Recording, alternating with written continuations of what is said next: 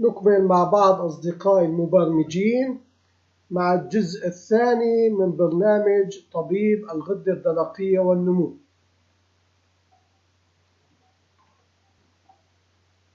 We continue with some of my friends who are programmed with the second part of the program, Doctor of Thyroid Gland and Growth. تم تغيير النافذة التي تم شرحها في يوم أمس لتكون مناسبة للطبيب حسب اختصاصه.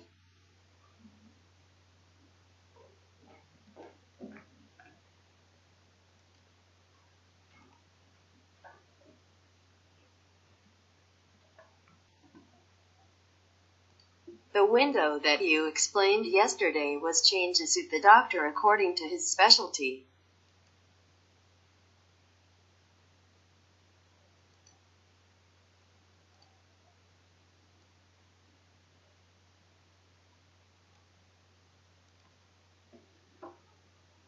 نعود ونبدأ من جديد في شرح الواجهة.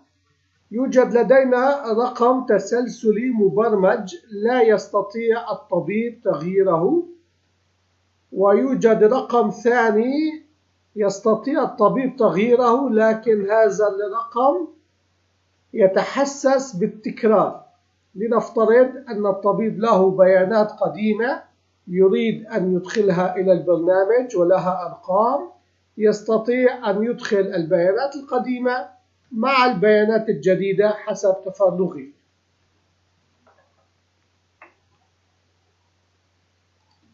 We go back and start anew in explaining the interface.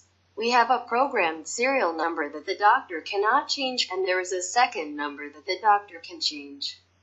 But this number is repeatedly sensitive to suppose that the doctor has old data that he wants to enter into the program and has numbers that he can enter the old data with the new data according to offloaded. كما يمكن اختيار تاريخ اليوم،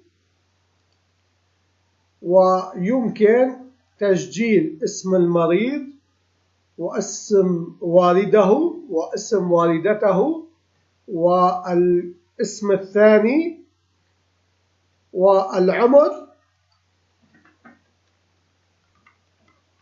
ويوجد برمجة لإظهار تاريخ الميلاد، كما يمكن تسجيل الهاتف وتسجيل الموبايل وتسجيل الشكاية الحالية وتسجيل الحالة الاجتماعية إن كان متزوج أو أعزب، وتسجيل نوع الجنس ذكر أو أنثى، وتسجيل الملاحظات.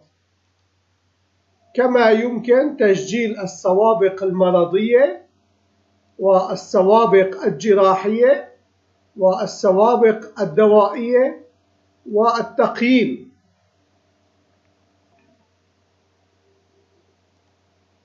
The date of the day can also be chosen. The patient's name, father's name, mother's name or second name, and age can be recorded. There is programming in showing the date of birth. You can also record the phone, record the mobile, record the current complaint, record the marital status, married or single, record the gender of the male or female, and record the notes as it is possible.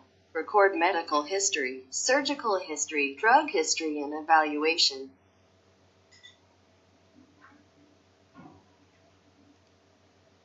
انتهينا اليوم أصدقائي من النافذة بشكل كامل. نكمل غدا في نافذة أخرى بأمان الله. Today, my friends, we have completely finished the window. We will continue tomorrow in another window that God